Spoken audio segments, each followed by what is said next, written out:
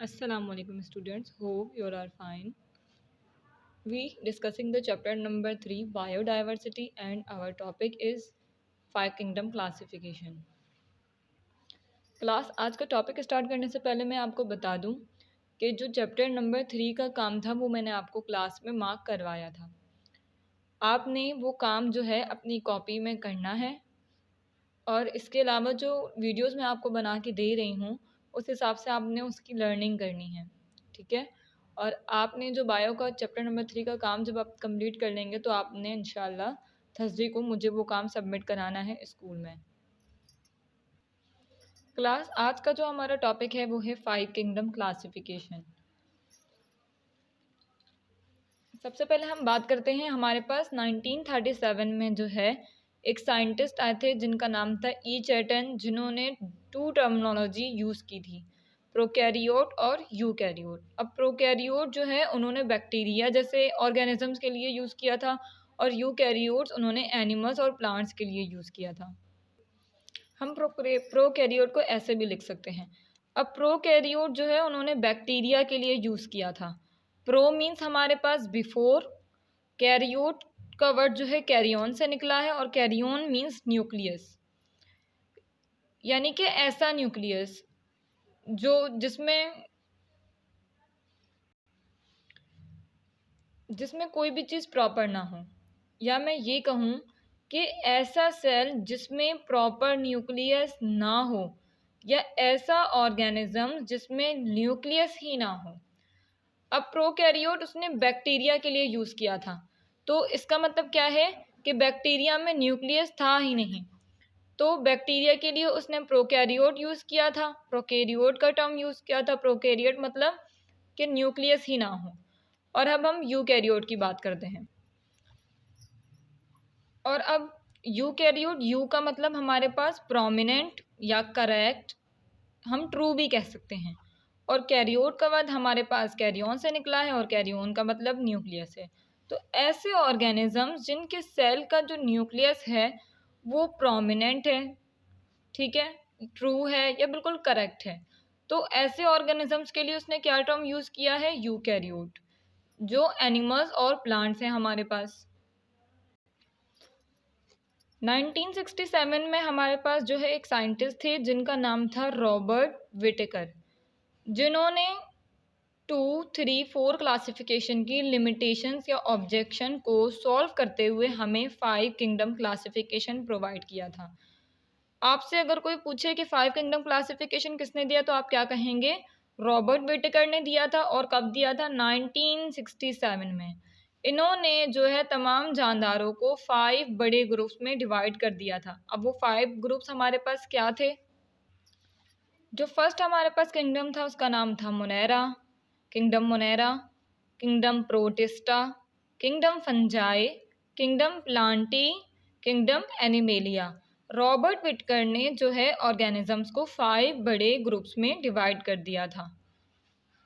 किस बेसिस पे, ऐसे ही तो नहीं कर दिया होगा ना डिवाइड, तो किसी बेस पे ये मतलब कुछ रीजंस की वजह से उसने जो है 5 किंगडम्स में इन ऑर्गेनिजम्स को डिवाइड कर दिया था। तो अब हम देखते हैं कि आखिर वो बेसिस क्या थी या वो रिक्वायरमेंट्स क्या थी।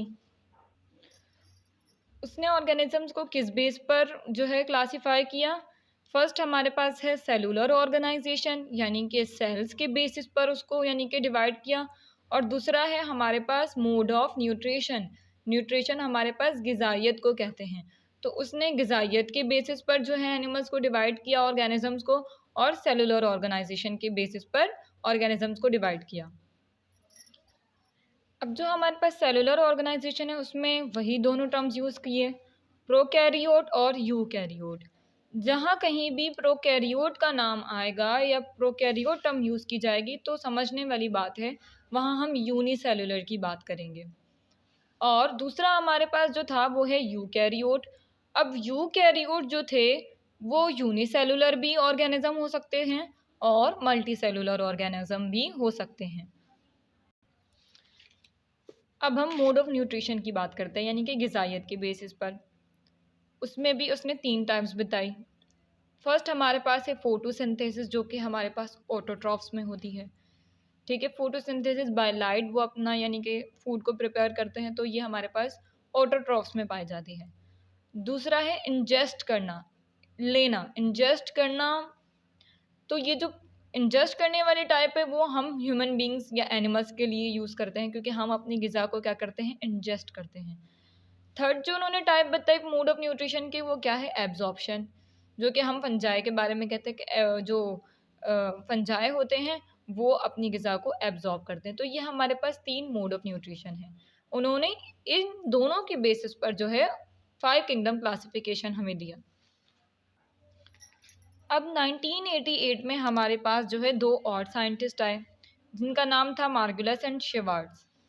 इन्होंने क्या किया, जो 5 किंगडम क्लासिफिकेशन है हमारे पास, जो रॉबर्ट विटेकर ने हमें 5 किंगडम क्लासिफिकेशन दी है, उसमें थोड़ी सी चेंजेस की। चेंजेस किस मतलब, थोड़ा सा उसको मॉडिफाई कर दिया। किसको, 5 किंगडम को। कैसे किया, जेनेटिक्स के बेसिस पर। क्यों, उनका ये कहना था कि ऑर्गेनिजम्स को जीन्स, डीएनए यानी कि जेनेटिक्स के बेसिस पर भी डिवाइड करें। अब जो हमारे पास 5 किंगडम क्लासिफिकेशन है, या हम किसी भी ऑर्गेनिज्म की क्लासिफिकेशन करते हैं, किस बेसिस पे करते हैं, उसके डीएनए को देखते हैं, उसके हेरिडिटरी कैरेक्टर्स को देखते हैं, उसके जीन्स को स्टडी करते हैं। तो 1988 में मार्गुलस और शेवार्ड्स ने हमारे पास आके क्या किया था कि 5 किंगडम को मॉडिफाई कर दिया था, और आज हम जेनेटिक्स की बेसिस पर क्लासिफिकेशन कर रहे हैं। तो क्लास, आपके पास जो 2 किंगडम क्लासिफिकेशन है वो हमें अरिस्टो ने दी थी, और जो हमारे पास 3 किंगडम क्लासिफिकेशन है वो हमें अर्न्स्ट साइंटिस्ट ने दी थी, हंस एकल ने। और हमारे पास जो 5 किंगडम क्लासिफिकेशन है वो हमें रॉबर्ट विटेकर ने दी थी, और मार्गुलस और शेवार्ड ने उसको क्या कर दिया था, मॉडिफाई कर दिया था। क्लास, आपका आज का टॉपिक यहीं एंड होता है। अब आपने क्या करना है कि जो क्वेश्चंस आपको चैप्टर नंबर 3 में बुक में दिए गए हैं, उनको जो है आपने कॉपी में करना है, ठीक है। और जो टॉपिक जिस दिन भी आपके पास आता है, आपने उसकी लर्निंग रखनी है। क्लास में भी हम ऐसा ही कर रहे थे कि जो हम समझ रहे थे उसको हम घर से याद कर रहे थे, तो आप साथ साथ इसकी लर्निंग भी रखिएगा, ठीक है। Wish you all the best. अल्लाह हाफिज़।